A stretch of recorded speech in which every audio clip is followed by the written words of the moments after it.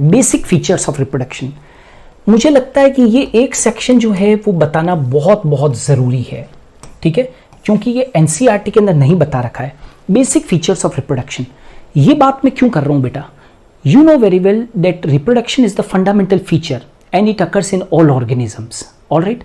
और ये जो रिप्रोडक्शन होता है बेटा, ये कोई भी टाइप का हो, it doesn't matters that whether it is a asexual reproduction और अ सेक्सुअल रिप्रोडक्शन, कोई फर्क नहीं पड़ता है। रिप्रोडक्शन एसेक्सुअल हो या सेक्सुअल हो, राइट, किसी भी तरीके का हो, किसी भी टाइप के रिप्रोडक्शन के अंदर ये बेसिक फीचर्स होते ही होते हैं, राइट, ये बेसिक फीचर होंगे ही होंगे। रिप्रोडक्शन के लिए ये बेसिक फीचर्स का होना बहुत बहुत जरूरी है, उसके बिना रिप्रोडक्शन नहीं होता है। Is it clear? तो ये क्लियर है, रिप्रोडक्शन का कोई भी टाइप हो उसके अंदर ये बेसिक फीचर्स होंगे। अच्छा चलो, अब मैं थोड़ा सा आपको कुछ इस तरीके से पढ़ाता हूं कि मुझे एक बात बताइए, रिप्रोडक्शन जब होता है तो उसके पहले रिप्रोडक्शन जब होते हैं तो सेल्स डिवाइड भी करती है, और आपने 11th क्लास के अंदर सेल साइकिल पढ़ी होगी, और आपने सेल साइकिल के अंदर बेटा, सेल साइकिल जब आपने पढ़ी थी तो सेल साइकिल के अंदर फेजेस होते थे, याद है? G1 S, अब आप G1 S G2 और एक M फेज। तो ये जो G1 S और G2 जो होते थे, ये क्या होते थे? ये तो इंटरफेज होती थी, इंटरफेज स्टेज, याद है? और ये वाली जो स्टेज होती थी वो क्या होती थी? That is known as the mitotic phase, जिसमें कि सेल क्या करती थी? डिवाइड करती थी। That is known as the mitotic phase. इस फेज के अंदर सेल क्या करती थी? डिवाइड करती थी। आपको याद हो तो G1 और G2 ग्रोथ फेजेस थी, और उसके अंदर आरएनए, प्रोटीन्स वगैरह उनका फॉर्मेशन होता था। एस फेज के अंदर बेटा डीएनए का रेप्लिकेशन होता था। एस फेज के अंदर याद है डीएनए का रेप्लिकेशन होता था। इस फेज के अंदर डीएनए का रेप्लिकेशन होता था, इफ यू आर रिमेम्बरिंग, ठीक है। एस फेज का मतलब ही क्या होता है? Synthesis phase. और जब सारी की सारी तैयारी हो जाती थी इंटरफेज के अंदर, G1 S और G2 फेज के अंदर, तो लास्ट में सेल क्या हो जाती थी? डिवाइड कर जाती थी। लास्ट में सेल क्या हो जाती थी? डिवाइड कर जाती थी। यदि आप सेल डिवीजन को रिप्रोडक्शन के साथ में कोरिलेट करके देखेंगे, राइट, आप क्या कहा मैंने? सेल डिवीजन के साथ में रिप्रोडक्शन को आप कोरिलेट करके देखेंगे तो आपको ये जो बेसिक फीचर्स है रिप्रोडक्शन के वो जल्दी समझ में आएंगे। मैं ये कहना चाहता हूं कि रिप्रोडक्शन के लिए क्या क्या जरूरी है? Synthesis of RNA, synthesis of protein and synthesis of other biochemical is the prime requirement, ठीक है। रिप्रोडक्शन हो, कोई ऑर्गेनिज्म किसी एक दूसरे ऑर्गेनिज्म को बनाए, उसके पहले उसके अंदर क्या होना चाहिए? उसके अंदर synthesis of RNA, synthesis of protein and synthesis of other biomolecules होना चाहिए, बायोकेमिकल्स होना चाहिए, ठीक है। साथ ही साथ आपने अभी देखा इंटरफेज स्टेज के अंदर मैंने एस फेज की बात की, तो रेप्लिकेशन ऑफ डीएनए भी होना चाहिए। रेप्लिकेशन का मतलब समझते हो बेटा? रेप्लिकेशन का मतलब क्या होता है? What is the meaning of the term replication? Replication किसको कहेंगे? रेप्लिकेशन का मतलब ये होता है बेटा, making copies of its own type, making copies of it's, making copies है ना, making copies of its own type है ना, ओन टाइप। मतलब कहने का मतलब ये डीएनए का क्या है? कॉपीज का बनना, making copies of its own type, उसको बोलते हैं रेप्लिकेशन, ठीक है। तो पेरेंट ऑर्गेनिज्म जब रिप्रोड्यूस करेगा तो ये तो सब जानते हो कि रिप्रोडक्शन के अंदर there is transmission of genetic material, yes और नो? रिप्रोडक्शन के अंदर हमेशा genetic material, that is the DNA, alright, RNA भी होता है बट हम लोग ज्यादातर ऑर्गेनिजम्स में डीएनए होता है, तो उसकी बात करें तो reproduction is a way for transfer of the genetic material from one generation to another generation. क्या कहा बच्चों मैंने? रिप्रोडक्शन एक ऐसा तरीका है जिसके थ्रू जेनेटिक मटेरियल जैसे कि डीएनए एक जनरेशन से कहां पर जाता है? दूसरे जनरेशन में। तो पेरेंट ऑर्गेनिज्म जो होता है वो पहले अपने डीएनए की कॉपी बनाता है, make copies of its own DNA, और वो किसको दे देता है? प्रोजेनीज को दे देता है, ठीक है। तो making copies of its own type, are you getting? चलो, प्रीति ने एक क्वेश्चन मेरे से पूछा है, व्हाट अबाउट G0 फेज? बेटा G0 फेज को अभी अपने डिस्कस नहीं कर सकते यहाँ पर। G0 फेज तो एक ऐसा फेज होता है Preeti, G0 phase is the phase in which the cell never enters, यानी कि वो डिवाइड ही नहीं करती। G0 फेज एक ऐसा फेज होता है जिसमें कि सेल डिवाइड ही नहीं करती है, वो एंटर ही नहीं करती है बेटा अंदर फेज के अंदर, ठीक है। जैसे एक एग्जांपल देता हूं मैं, एक छोटा सा एग्जांपल देता हूं। मान लीजिए कि कोई एक बच्चे का ड्रीम है कि उसको डॉक्टर बनना है, ठीक है। अब डॉक्टर बनने के लिए प्रिपरेशन करनी पड़ेगी, उसको फिजिक्स से होकर गुजरना पड़ेगा, ठीक है, उसको तैयारी करनी पड़ेगी। इंटरफेस स्टेज में क्या होती है, सेल अपनी प्रिपरेशन करती है। अब वो बच्चा जो है वो एमबीबीएस में सेलेक्ट होने का सपना सोच रहा है, ड्रीम्स ले लिए उसने, लेकिन वो तैयारी नहीं कर रहा है, तो क्या उसका सिलेक्शन होगा एमबीबीएस के लिए? नहीं होगा। वैसे ही G0 फेज जो होता है बेटा, G0 फेज एक ऐसा फेज है जिसमें कि सेल कोई तैयारी नहीं कर, मतलब वो डिसाइड ही नहीं करती कि उसको डिवाइड होना है या नहीं होना है। Cell never decides to divide in G0 phase, ठीक है, अनटिल एंड अनलेस उसको बाहर से कोई सिग्नल मिल जाए। इज इट क्लियर बेटा? तो G0 फेज में सेल डिवाइड ही नहीं करती है, सेल डिवाइड ही नहीं करती है। क्लियर? सो अब मान लीजिए बात चल रही थी कि रिप्रोडक्शन के अंदर पेरेंट जो होता है, रिप्रोडक्शन के अंदर जो पेरेंट होता है, राइट, वो क्या करता है, रिप्रोडक्शन के पहले अपनी डीएनए की कॉपीज बनाता है। क्योंकि रिप्रोडक्शन के अंदर मैंने क्या बताया, there is transmission of the genetic material from one generation to another generation. मतलब जो डीएनए है वो जेनेटिक मटेरियल है, and it will be moving from parents to offspring. तो पेरेंट्स अपने ओरिजिनल डीएनए थोड़ी देगा, पेरेंट क्या करेगा, अपने डीएनए की कॉपी बनाएगा, रेप्लिकेट करेगा और वो प्रोजेनिस को दे देगा। तो ये तो सब रिप्रोडक्शन के पहले एक्टिविटीज होगी ना बेटा, ये सब एक्टिविटीज तो रिप्रोडक्शन के पहले होगी। रिप्रोडक्शन के लिए सिंथेसिस ऑफ आरएनए और प्रोटीन्स भी जरूरी है। अब फिर इसके बाद में जब ये सब कुछ हो जाएगा, ग्रोथ हो गई है ना, जैसे G1 और S में आरएनए प्रोटीन बन गए, डीएनए भी रेप्लिकेट हो गया एस फेज के अंदर। Now you know very well, just after the G2 M phase आता है, एंड एन फेज के अंदर सेल क्या हो जाती है, डिवाइड हो जाती है। सेल डिवाइड हो जाएगी, cell will divide in the M phase, तो सेल अब डिवाइड हो गई। अब जब सेल डिवाइड हो गई है, तो सेल डिवाइड होने के बाद में सेल्स की क्या होती है बेटा, ग्रोथ होती है। Are you getting? ये तो रूल है, सेल पहले डिवाइड करेगी, डिवाइड होने के बाद में उन सेल्स की क्या होती है, ग्रोथ होती है। दैट सेल्स विल ग्रो, तो ग्रोथ ऑफ सेल्स होगी, ग्रोथ होती है। आप सब जानते हो सेल डिवाइड करती है, फिर उसके बाद में ग्रोथ करती है। सेल कभी भी डायरेक्टली डिवाइड नहीं होती है बेटा। सेल एक बार सेल डिवीजन से सेल बन गई, ओके, सेल डिवाइड हो गई, लेकिन सेल डिवाइड होने के बाद में अब वो क्या करेगी, ग्रोथ लेगी, वो ग्रोथ होगी। तो सेल की क्या होगी बेटा, ग्रोथ होगी। और सेल जब ग्रोथ हो जाती है तो ग्रोथ होने के बाद में उसके अंदर मैच्योरिटी आती है, ठीक है। सेल डिवीजन हो गया, फिर सेल की क्या होगी, ग्रोथ हो गई। ग्रोथ होने के बाद में उसमें क्या आती है, मैच्योरिटी आती है, और मैच्योरिटी आती है तो फिर क्या होता है, रिप्रोडक्टिव यूनिट्स का फॉर्मेशन होता है। फिर किसका फॉर्मेशन होगा बेटा, रिप्रोडक्टिव यूनिट्स का फॉर्मेशन होता है। रिप्रोडक्टिव यूनिट्स जानते हो क्या होता है? अब आप रिप्रोडक्टिव यूनिट्स अलग अलग तरीके के रिप्रोडक्शन के अंदर रिप्रोडक्टिव यूनिट्स अलग अलग हो सकते हैं। जैसे एसेक्सुअल रिप्रोडक्शन के अंदर क्या है, रिप्रोडक्टिव यूनिट क्या हो सकती है बेटा, बड हो सकती है। एसेक्सुअल रिप्रोडक्शन के अंदर एक रिप्रोडक्टिव यूनिट फ्रेगमेंट हो सकता है, it may be a fragment. Asexual reproduction के अंदर जो रिप्रोडक्टिव यूनिट है वो एक स्पोर हो सकती है, राइट। एक कंप्लीट होल ऑर्गेनिज्म भी कभी कभी क्या कर सकता है, एक रिप्रोडक्टिव यूनिट की तरह बिहेव कर सकता है। जैसे कि फॉर एग्जांपल कल हम लोगों ने आपको अमीबा पढ़ाया, अमीबा के अंदर बाइनरी फिशन होता है, तो अमीबा के अंदर तो पूरा के पूरा ऑर्गेनिज्म ही एक रिप्रोडक्टिव यूनिट की तरह बिहेव कर रहा है। भाई अमीबा इज यूनिसेलुलर, अपने आप में अमीबा पूरा के पूरा, amoeba as a whole acts as a reproductive unit and divides into two halfs, into two daughter individuals.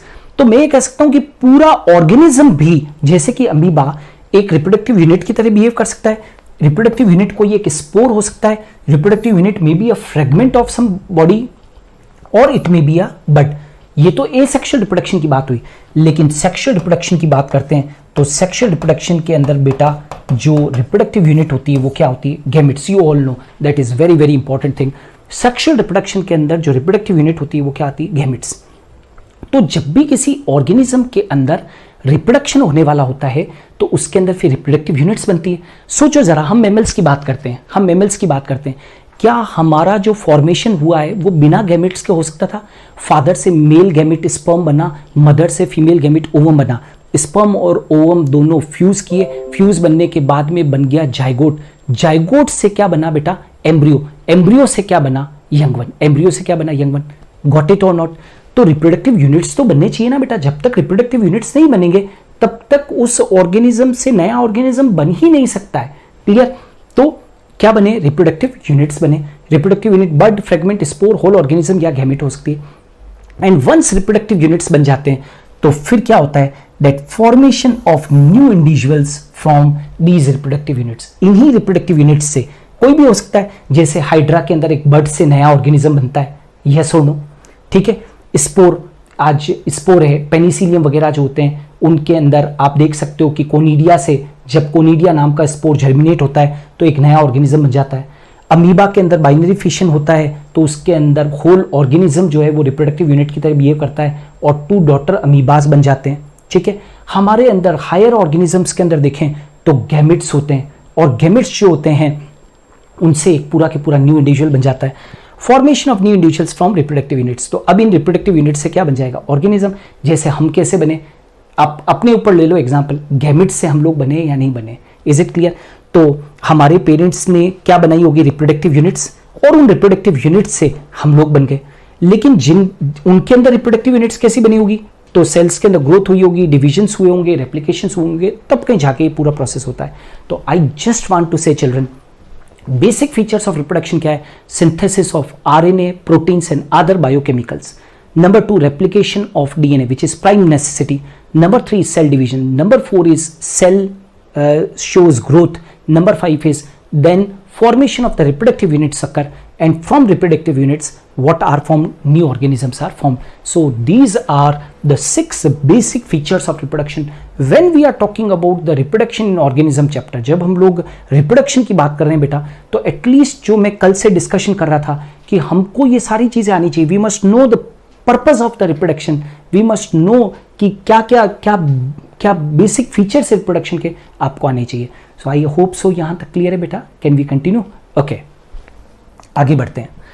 Now the very very important section, यहां से आपको अब चैप्टर की थीम मिलना शुरू होगी कि हम जो ये पढ़ रहे हैं type of reproduction, right. Reproduction तो हमने बता दिया कि रिप्रोडक्शन क्या है, उसका पर्पस बता दिया, उसके बेसिक फीचर्स बता दिए, but now you must know बेटा कि रिप्रोडक्शन कितने टाइप्स का होता है। तो reproduction is basically of how many types, reproduction is basically of 2 types, is it clear.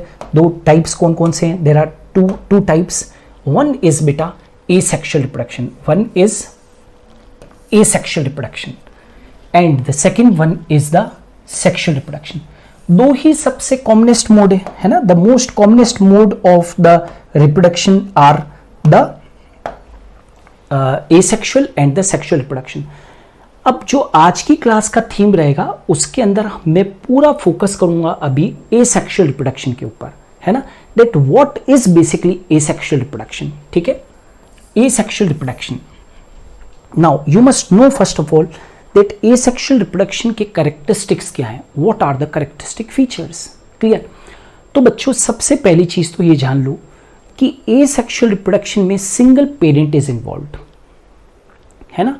you must know this thing that asexual reproduction के अंदर single parent is involved, यानी कि I can say it as that it is uniparental, या तो आप uniparental कह सकते हो या आप ये कह सकते हो it is monoparental। Here there is no requirement of the 2 parents, right? Here there is no requirement of the 2 parents, यहां पर मोनोपेरेंटल होता है, ठीक है।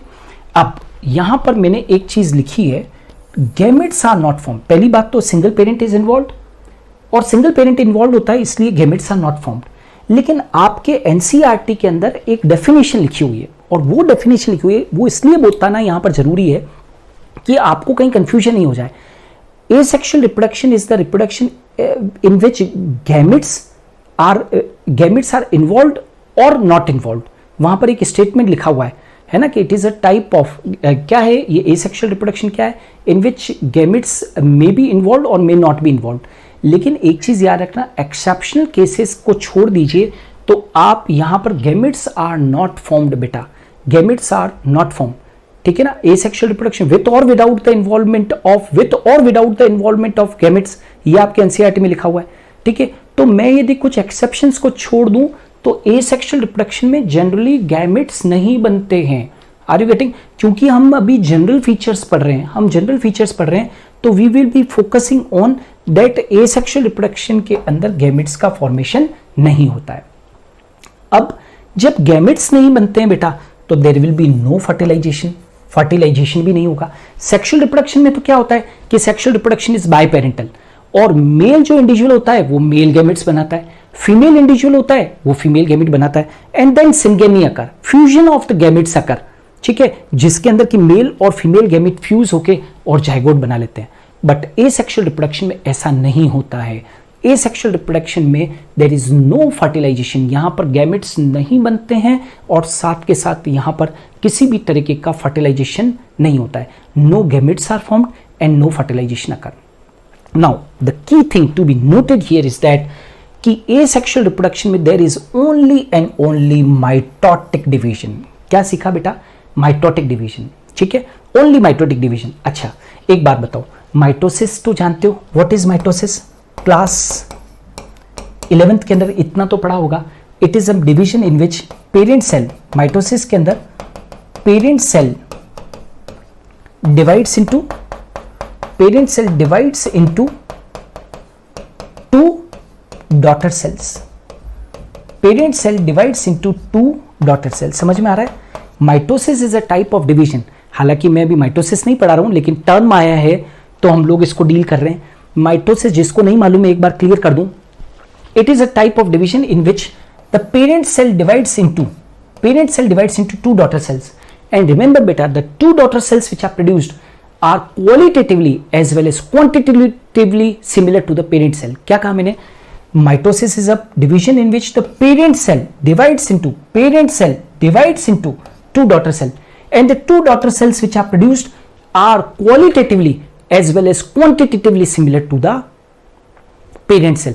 तभी तो बेटा एसेक्सुअल रिप्रोडक्शन के अंदर बनने वाले जो ऑर्गेनिजम्स हैं, अभी थोड़ी देर में मैं आपको पढ़ाऊंगा कि एसेक्सुअल रिप्रोडक्शन के अंदर बनने वाले ऑर्गेनिजम्स को हम क्या कहते हैं? क्लोन्स कहते हैं। व्हाई? Because of mitosis.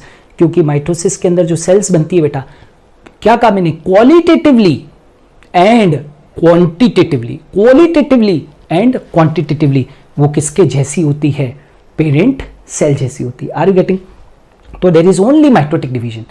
और माइटोटिक डिवीजन में क्या होता है बेटा? सेल्स ऐसे डिवाइड करती है, देखो 1 से 2, 2 से 4, 4 से 8, 8 से 16, 16 से 32, 64, 128, 256, 512 एंड सो ऑन।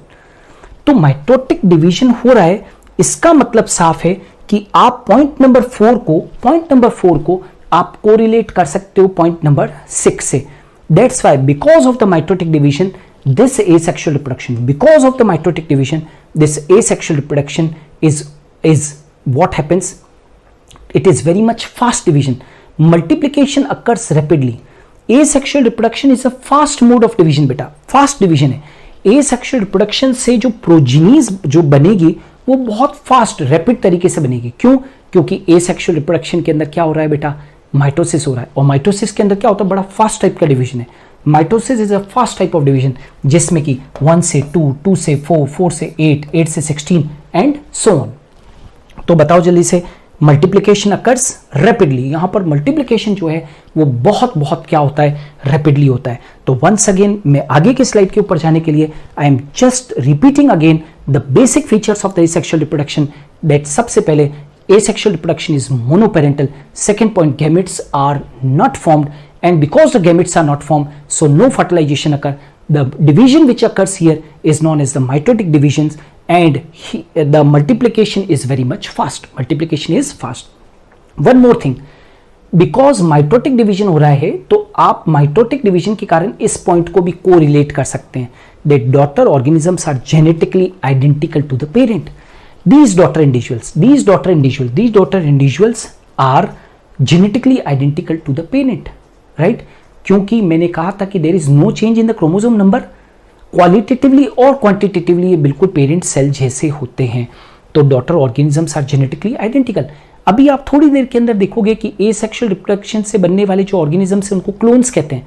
तो clones जो होते हैं वो ना केवल genetically identical होंगे, जबकि वो मॉर्फोलॉजिकली भी क्या होंगे? आइडेंटिकल होंगे। तो आई थिंक सो कि आपको एसेक्सुअल रिप्रोडक्शन के ये कैरेक्टरिस्टिक फीचर्स आपको आ गए होंगे। ठीक है, आगे बढ़े बेटा।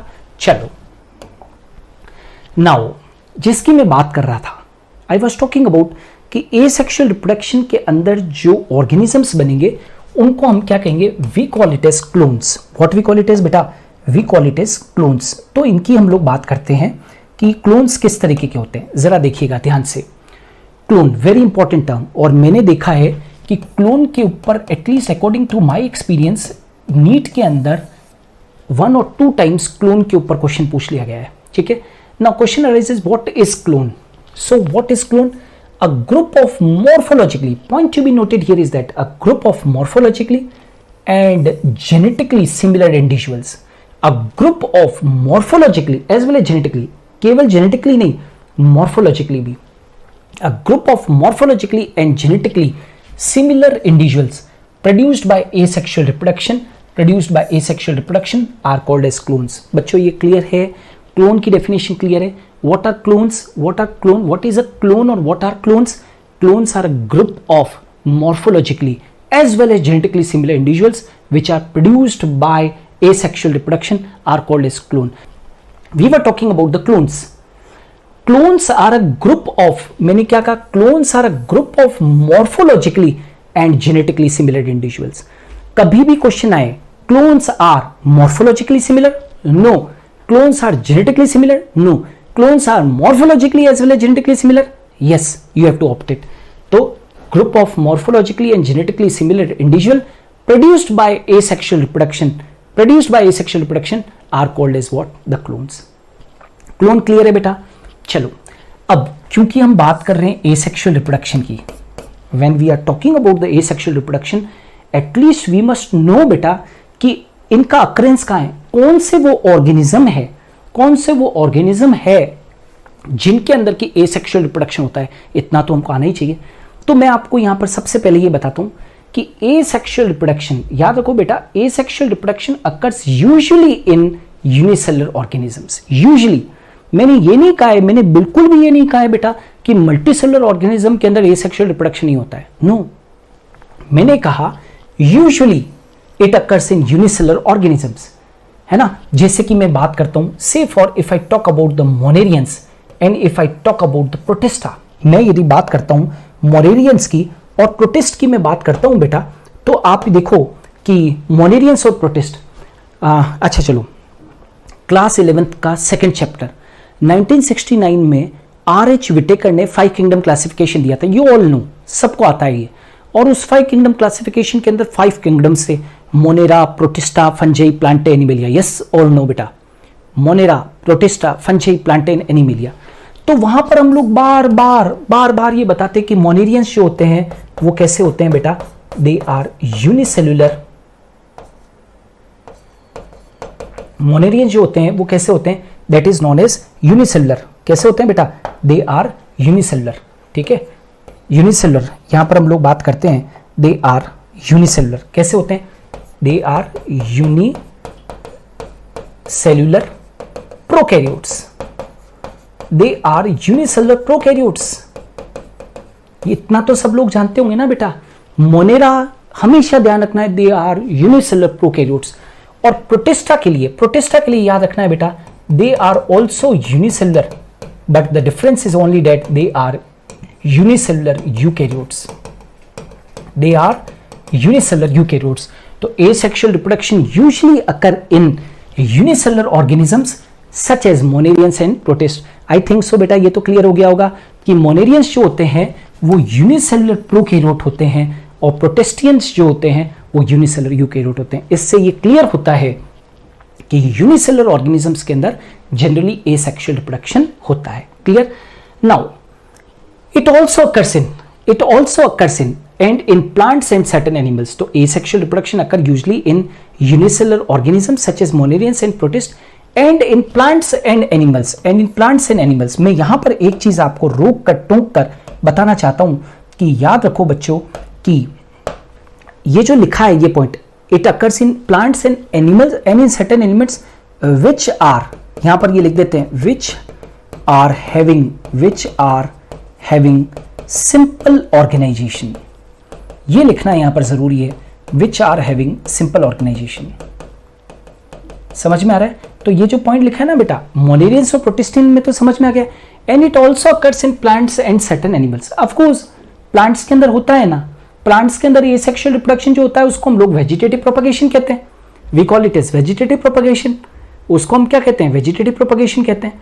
तो it occurs in plants and certain animals also, कई सारे ऐसे एनिमल्स हैं, लेकिन याद रखना not in advanced animals, I am not talking about the advanced animals, I am talking about the organisms which are having simple organisation.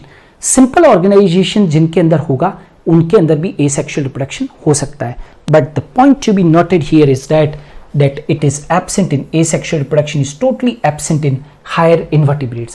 Higher invertebrates, lower invertebrates में तो फिर आपको asexual reproduction देखने को मिलेगा, लेकिन higher invertebrates के अंदर और जितने भी vertebrates होते हैं, higher invertebrates के अंदर, higher invertebrates के अंदर और जितने भी vertebrates होते हैं, उनके अंदर तो बिल्कुल भी ये नहीं मिलता है, एसेक्सुअल रिप्रोडक्शन नहीं मिलता है। आप देख लो, आप पीशेस देख लो, आप एम्फीबियंस देख लीजिए, आप रेप्टाइल्स देख लीजिए, आप एवीज देख लीजिए, मैमल्स देख लीजिए, कहाँ है एसेक्सुअल रिप्रोडक्शन, कहाँ मिलता है? एक्सेप्शनली कोई एक दो केस होंगे, वो आप छोड़ दीजिए, बाकी सेक्सुअल रिप्रोडक्शन ही होता है। यस और नो बेटा? Okay fine. नाउ ये तो बता दिया कि अकरेंस कहाँ पर है। अब जो सबसे इंपॉर्टेंट थीम आती है When we are talking about the asexual reproduction, तो आपको अब ये भी आना चाहिए कि asexual reproduction कितने टाइप्स का होता है। How many types of asexual reproductions are there? आखिर asexual reproduction कितने टाइप्स का होता है? तो मैंने यहाँ पर 6 टाइप्स के asexual reproduction को यहाँ पर एडप्ट किया है। NCERT के अंदर ये सब कुछ दे रखा है, बट NCERT के अंदर प्रॉब्लम ये है बेटा कि all the things are intermingled, और सारी चीजें जो है वो एक ही पैराग्राफ में दे दी गई है, तो आप आइडेंटिफाई कर नहीं पाते हैं कि किस तरीके से पढ़ना है। हम लोग क्या करेंगे कि एसेक्सुअल रिप्रोडक्शन के जो ये टाइप्स हैं, इनको पूरा बेटा डिटेल्स के अंदर पढ़ेंगे, ताकि आप जिस भी लेवल की प्रिपरेशन कर रहे हो, ठीक है ना, whether you are preparing for the NEET और whether you are preparing for some teaching exam और whatsoever you are preparing for BSc और एनी अदर एग्जामिनेशन, उन सब के अंदर आप लोगों को ये चीज कहीं ना कहीं बहुत बहुत हेल्प करेगी। तो टाइप्स ऑफ एसेक्सुअल रिप्रोडक्शन, सबसे जो पहला टाइप है बेटा, सबसे जो पहला टाइप है वो कौन सा है? तो दैट इज नॉन एज, बेटा पहला जो टाइप है that is known as the fission. First type जानते हो क्या है? फिशन है। आप सब ने सुना हुआ है फिशन।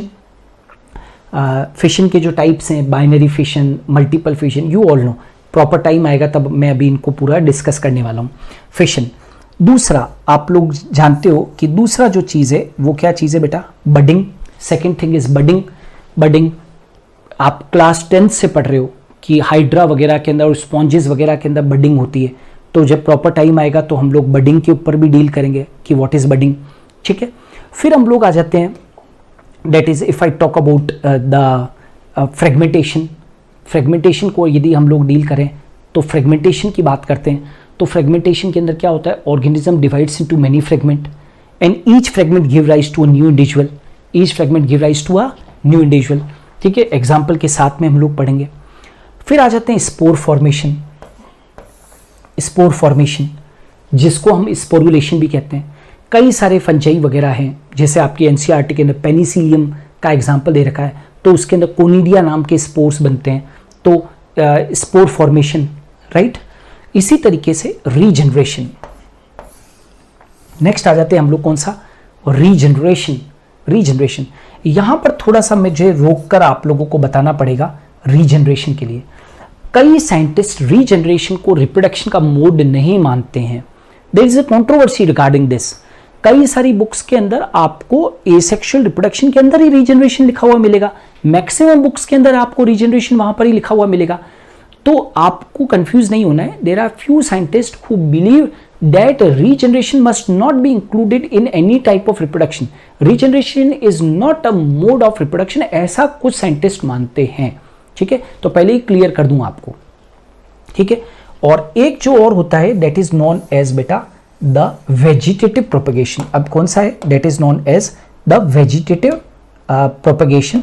वेजिटेटिव प्रोपगेशन ये क्या होता है? वेजिटेटिव प्रोपगेशन आप सब जानते हो हायर प्लांट्स के अंदर, याद रखना हायर प्लांट्स के अंदर जो एसेक्सुअल रिप्रोडक्शन होता है, हायर प्लांट्स के अंदर एसेक्सुअल रिप्रोडक्शन को एसेक्सुअल रिप्रोडक्शन नहीं कहते हैं बेटा, it is called as vegetative propagation. So don't at all confuse कि ए वेजिटेटिव प्रोपगेशन कोई अलग होता है।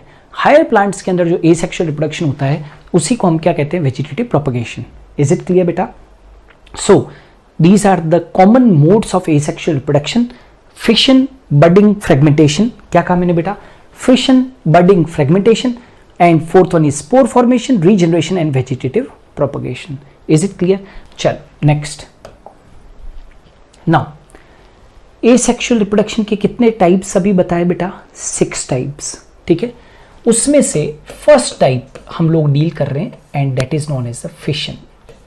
First of all you must know बेटा दैट फिशन होता क्या है. जिस चीज को अपने पढ़ रहे हैं उस चीज के बारे में मालूम तो होना चाहिए. You must know each and everything, है ना. आप जब हमारी क्लासेस में पढ़ेंगे तो बस एक ही चीज है कि इंटरेक्टिव क्लासेस होगी, है ना. हमको किसी चीज को मगअप नहीं करना है. हमारा थीम क्या है? Our ultimate aim is to get good marks in board examination and to be selected in the competitive exam for which you are preparing. ठीक है, तो आपको मतलब मालूम होना चाहिए. Don't try to mug up the things. मतलब मालूम होना चाहिए. मतलब मालूम होगा तो आप क्वेश्चंस को यूं करना शुरू कर दोगे. सो फिशन, फिशन को हम क्या कहते हैं बेटा? फिशन का मतलब क्या होता है? क्लेफ्ट. क्लेफ्ट समझते हो? एक दरार, एक क्लेफ्ट. फिशन के अंदर एक क्लेफ्ट बनती है जो ऑर्गेनिज्म को क्या कर देती है? डिवाइड कर देती है. वो क्लेफ्ट क्या होती है अभी अपने डिस्कस करेंगे. Fission. Now what is fission? Fission is division of the parent body. Fission is the division of the parent body into two or more daughter individuals identical to the parent. क्या कहा मैंने बेटा? Division of parent body into two or more daughter individual identical to the parent. बार बार हम लोग एक ही चीज asexual reproduction के अंदर बार बार एक ही चीज कह रहे हैं कि जो भी कुछ डॉटर इंडिविजुअल्स बनेंगे that are identical to the parent, that are identical to the parent. जो आपने क्वेश्चन पूछा था ना बेटा अभी कि वो आइडेंटिकल, क्योंकि यूनिपेरेंटल है ना, तो आइडेंटिकल तो होंगे ही होंगे. ठीक है, तो division of parent body into 2 और more daughter individual which are identical to the parent is called as what? The fission. Now if the parent body divides into 2 daughter individuals, if the parent body divides into 2 daughter individuals, it will be called as binary fission. It will be called as binary fission. And if the parent organism divides into, if the parent organism divides into what? If the parent organism divides into more daughter individuals, more than 2 daughter individuals, then it will be called as multiple fission. तो हम उसको क्या कहेंगे? Multiple fission कहेंगे. So all together I can say that fission is of 2 types, binary fission and multiple fission. Clear?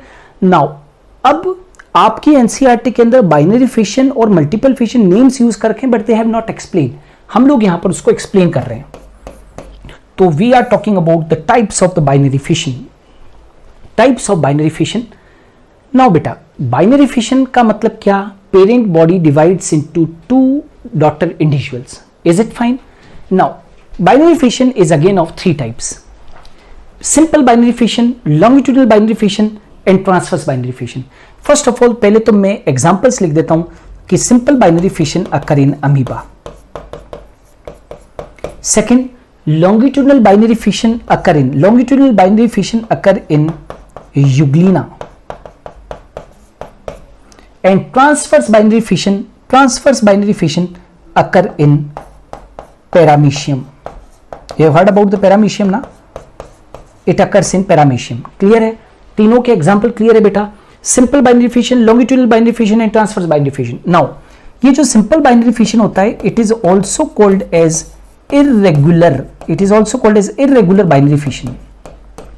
Now सबसे बड़ा question ये raise होता है कि why it is called as irregular binary fission? इसको irregular binary fission क्यों कहा? तो why? Because here the plane of division is not fixed. जिस प्लेन के अंदर डिवीजन हो रहा है वो फिक्स नहीं है. सो हियर बेटा याद रखना, here plane of division, here plane of division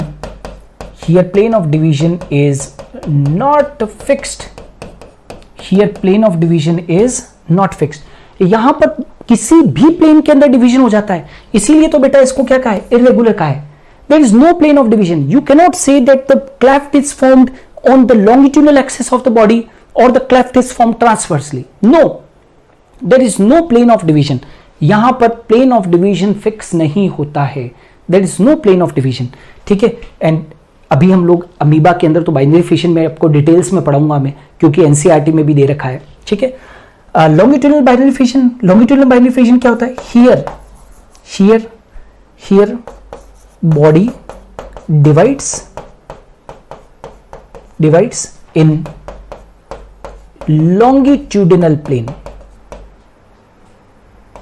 Here body divides in longitudinal plane. समझ में आ रहा है? Here body divides into longitudinal plane. मतलब यहां पर जो बॉडी डिवाइड करेगी बेटा, जो क्लेफ्ट बनेगी, बाइनरी फिशन का मतलब क्या होता है? क्लेफ्ट. तो जो क्लेफ्ट बनेगी वो क्लेफ्ट बॉडी के लॉन्गिट्यूडनल एक्सेस के ऊपर बनेगी. The cleft will be formed at the longitudinal axis of the body and that's why the body will be divided into two individual. Whether it is simple beta or the longitudinal or the transverse, definitely the organism will be dividing into two parts only. But यहाँ पर plane of division is longitudinal. यहाँ पर plane of division कैसे होगा? longitudinal. कैसे बेटा? जैसे Euglena के अंदर, से फॉर यूग्लिना ऐसा होता है, ठीक है, ये फ्लैजिला है. अब जब डिवाइड होगा तो क्या होगा? ऐसे, यहां पर इस तरीके से होगा. ये फ्लैजिला पहले डिवाइड हो जाएगा और फिर एक क्लेफ्ट बनेगी, अंदर की तरफ क्लेफ्ट बनेगी ऐसे, अंदर की तरफ एक डीप क्लेफ्ट बनेगी ऐसे. और एक वक्त ऐसा आएगा कि ये क्लेफ्ट नीचे तक चली जाएगी. अच्छा, ये तो न्यूक्लियस है, यहां पर न्यूक्लियस का डिवीजन चालू हो जाता है बेटा, और यहां पर ये न्यूक्लियस ऑलरेडी हो गया. एक वक्त ऐसा आएगा कि क्लेफ्ट जब यहां तक आ जाएगी बेटा, ये जो क्लेफ्ट है वो डीप आ जाएगी, तो ये ऑर्गेनिज्म अलग हो जाएगा और ये ऑर्गेनिज्म अलग हो जाएगा. तो बताओ जल्दी से, पेरेंट यूग्लिना से दो डॉटर यूग्लिना बन जाएंगे कि नहीं बन जाएंगे? पेरेंट से दो डॉटर यूग्लिना बन जाएंगे, यस और नो बेटा? Okay fine. Transverse binary fission. Transverse binary fission के अंदर क्या होगा बेटा कि ट्रांसवर्स बाइनरी फिशन के अंदर what will happen? Here plane of division, here plane of division is transverse. Transverse का मतलब समझते हो? ये तो है बेटा लॉन्गिट्यूडनल, ऐसे. ट्रांसवर्स ऐसे होता है, आई थिंक सो आपको सभी को आता है. ट्रांसवर्स इस तरीके से होता है, लॉन्गिट्यूडनल इस तरीके से होता है. क्लियर? तो ट्रांसवर्स डिवीजन होता है पैरामीशियम के अंदर. आप यदि कभी पैरामीशियम का डायग्राम आपने देखा हो तो पैरामीशियम में ऐसे डिवीजन होगा, ऐसे डिवीजन होगा, और फिर दो ऑर्गेनिज्म का क्या हो जाएगा? फॉर्मेशन हो जाएगा. तो पैरामीशियम के अंदर ट्रांसवर्स बाइनरी फिशन होता है, यूग्लिना के अंदर लॉन्गिट्यूडनल बाइनरी फिशन होता है, और अमीबा के अंदर बेटा सिंपल बाइनरी फिशन होता है. इज इट क्लियर और not? So can I say that these types of the binary fission what you are viewing here are based on plane of division, are based on plane of division. ये किसके ऊपर based है बेटा? These divisions are based on plane of division. Clear? आगे बढ़ सकते हैं. Okay fine. चलो, यहां पर अब एक स्लाइड बना रखी है, और ये स्लाइड मुझे इसलिए बताना जरूरी था आप लोगों को क्योंकि एनसीईआरटी के अंदर एक डायग्राम बना हुआ है, ये वाला है ना. सब लोग एनसीईआरटी को खोलते ही दिखता है, और वहां पर लिख रखा है कि ये फिगर क्या इंडिकेट कर रहा है?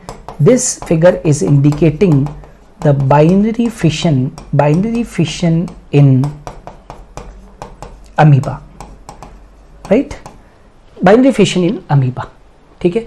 अच्छा, ये तो आप जानते हो कि एसेक्सुअल रिप्रोडक्शन हो रहा है अमीबा के अंदर बाइनरी फिशन के थ्रू.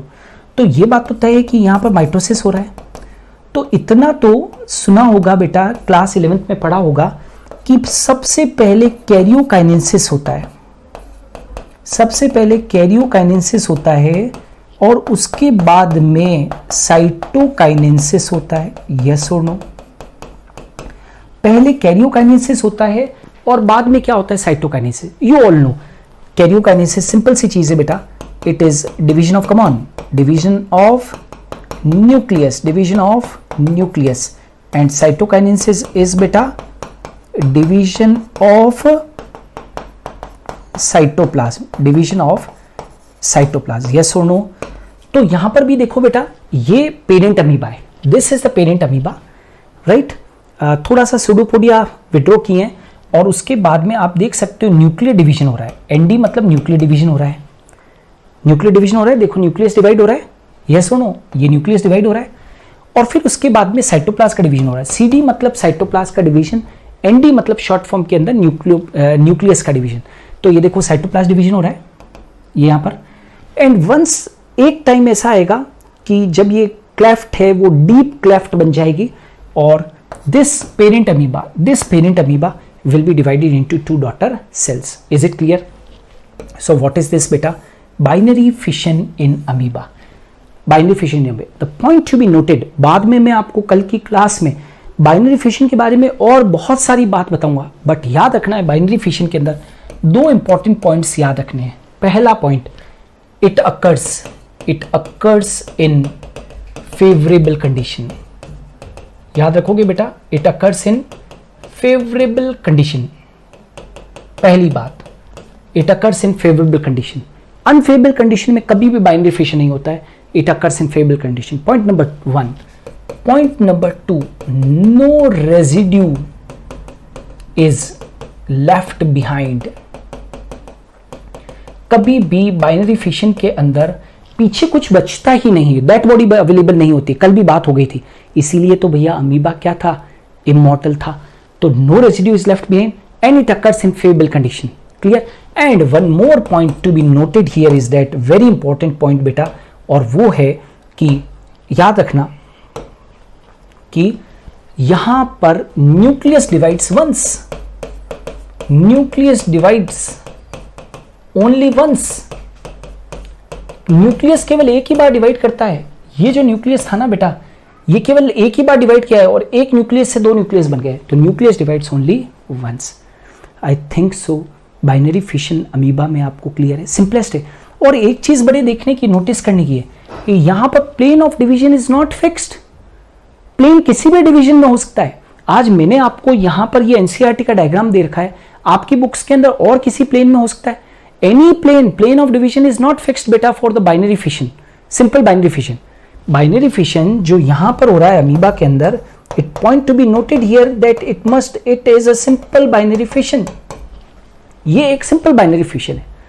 आर यू गेटिंग और नॉट? ठीक है, तो बेटा आज मैंने यहां तक आपको पढ़ाया है, ठीक है। अब जो मल्टीपल फिशन है, राइट, वो हम लोग कल की क्लास के अंदर पढ़ेंगे, ठीक है। या चलो मल्टीपल फिशन एक बार तुमको मैं बता ही देता हूं ताकि तुम्हारी क्वारी नहीं रहेगी, एक चीज खत्म हो जाएगी। 5 मिनट्स लगेंगे, हम लोग इसको भी कंप्लीट करते हैं। Multiple fission in amoeba. देखो भाई, अमीबा के अंदर अब आप सोचोगे अभी तो सर आपने बाइनरी फिशन बताया और अमीबा के अंदर मल्टीपल फिशन, तो यस बेटा, अमीबा के अंदर फेवरेबल कंडीशन के अंदर बाइनरी फिशन होता है और अमीबा के अंदर अनफेवरेबल कंडीशन के अंदर क्या होता है, मल्टीपल फिशन होता है, where the parent body divides into many daughter individuals, ठीक है। तो under unfavourable condition amoeba withdraws its pseudopodia. ये डायग्राम नंबर 1। एक्चुअली अमीबा तो ऐसे होता है, आप सब जानते हो कि अमीबा के अंदर सूडोपोडियाज होते हैं, यू नो ना। अमीबा के अंदर क्या होते हैं बेटा, सूडोपोडियाज होते हैं। तो अमीबा के अंदर जो सूडोपोडियाज होते हैं वो सबसे पहले वो विड्रॉ कर लेता है अनफेवरेबल कंडीशन। अनफेवरेबल कंडीशन समझते हो, जिस पॉन्ड के अंदर अमीबा रह रहा है उसमें से वाटर ड्राई अप हो जाए, वाटर ड्राई अप हो जाए, वो उसके लिए अनफेवरेबल कंडीशन है। वाटर ड्राई अप हो गया तो फूड मिलेगा नहीं उसको, ठीक है, तो वो उसके लिए अनफेवरेबल कंडीशन। तो अनफेवरेबल कंडीशन से बचने के लिए अमीबा मल्टीपल फिशन कर रहा है, ध्यान रहे। और अपने सूडोपोडियास को क्या कर लेगा, विड्रॉ कर लेगा। विड्रॉ कर लेगा तो वो राउंड बन जाएगा, ठीक है। और राउंड होने के बाद में it secretes a 3 layered cyst around it. ये देखो बेटा, ये 3 लेयर्ड सिस्ट उसके चारों तरफ बन गई। This is 1, this is 2, this is 3। 3 layered cyst. Cyst is a protective covering formed around the amoeba to protect from the unfavorable conditions, and this cyst formation is called as encystment. अब क्या होता है, insisted amoeba, ये जो जिस amoeba के चारों तरफ सिस्ट बन गई है उसका जो ये न्यूक्लियस है बेटा, ये न्यूक्लियस डिवाइड करेगा। Amoeba divides bye multiple fission, and यहां पर पहले वही चीज, सबसे पहले न्यूक्लियर डिवीजन होगा, सबसे पहले न्यूक्लियर डिवीजन होगा। तो ये न्यूक्लियस जब डिवाइड करेगा तो many daughter nuclei will be formed. ये देख पा रहे हो बेटा, है ना, many daughter nuclei will be formed. ये वाले बहुत सारे क्या बन गए, डॉटर न्यूक्लियाई बन गए। ये देखो, ये रहा, तो क्या लिखा हुआ है देखो, डॉटर न्यूक्लियाई आर फॉर्म्ड। ये सब सिस्ट के अंदर रहते हुए ही, अनफेवरेबल कंडीशन के अंदर रहते हुए अमीबा की पेरेंट बॉडी के अंदर ये सब कुछ हो रहा है। तो insisted amoeba undergoes multiple fission. वही चीज, पहले क्या होगा, न्यूक्लियर डिवीजन होगा and followed by cytoplasm division. और जब साइटोप्लाज्म का डिवीजन हो जाएगा तो these daughter nuclei after the cytoplasm division बेटा will be called as pseudopodiospores, and these pseudopodiospores are nothing, they are the minute amoebas formed inside the cyst during the unfavorable condition. और इनको हम क्या बोल देते हैं, सूडोपोडियो स्पोर्स। नाउ रात के बाद दिन आता है, यू ऑल नो, ठीक है ना, मेहनत करने के बाद में अच्छे दिन भी आएंगे जब आप किसी एग्जाम में सेलेक्ट हो जाएंगे, clear. So on return of favourable condition, on return of favourable condition, बारिश के दिन आएंगे, पॉन्ड के अंदर वाटर आ जाएगा, अनफेवरेबल कंडीशंस दूर हो जाएगी, तो क्या होगा बेटा, ये जो सिस्ट है it will rupture, cyst will rupture, और सिस्ट जब रप्चर हो जाएगी तो what will happen, all the pseudopodiospores or the daughter amoebas which are formed inside the parent body of the amoeba what will happen, it will released into the water body, and these pseudopodiospores will later on grow into the young amoeba. So this is the young amoeba, these are the young amoebas, and this is the multiple fission. But remember this thing, multiple fission occur under unfavorable conditions, clear है। So आज के लिए बेटा इतना ही, thanks a lot।